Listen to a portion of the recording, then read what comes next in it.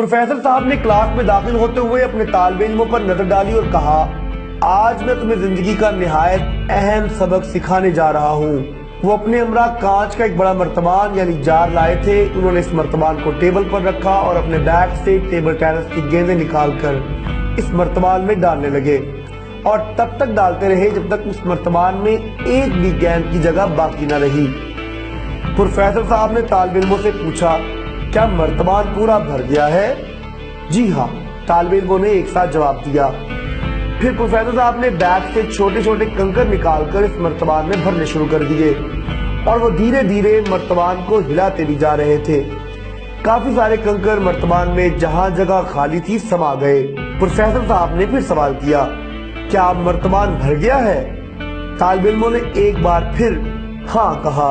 अब प्रोफेसर साहब ने बैग से एक थैली निकाली और उसमें रेत निकालकर धीरे धीरे इस मर्तबान में डालनी शुरू कर दी।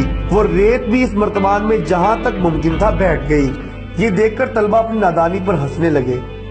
प्रोफेसर साहब ने एक बार फिर सवाल किया, क्या अब ये मर्तबान पूरा भर गया है ना?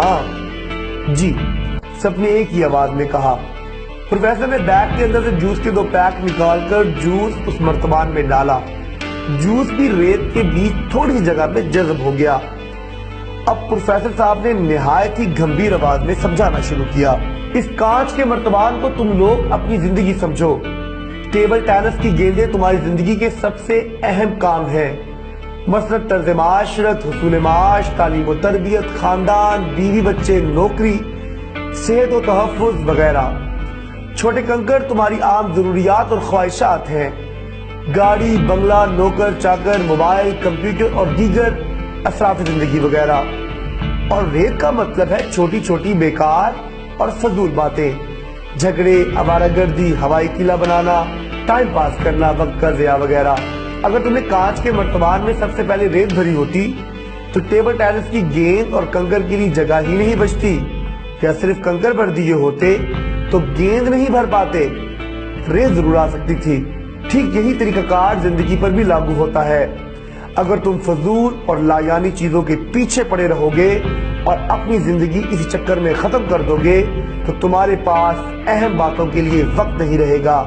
एक कामयाब और पुरसकून जिंदगी गुजारने के लिए ये अहम सबक है। अब ये तुम खुद तय कर लो कि तुम्हें अपना कांच का मर्तबान किस तरह भरना है। तालिब इल्म बड़े गौर से प्रोफेसर साहब की बातें सुन रहे थे। अचानक एक तालिब इल्म ने पूछा, सर, लेकिन आपने ये नहीं बताया कि जूस के 2 पैक क्या हैं?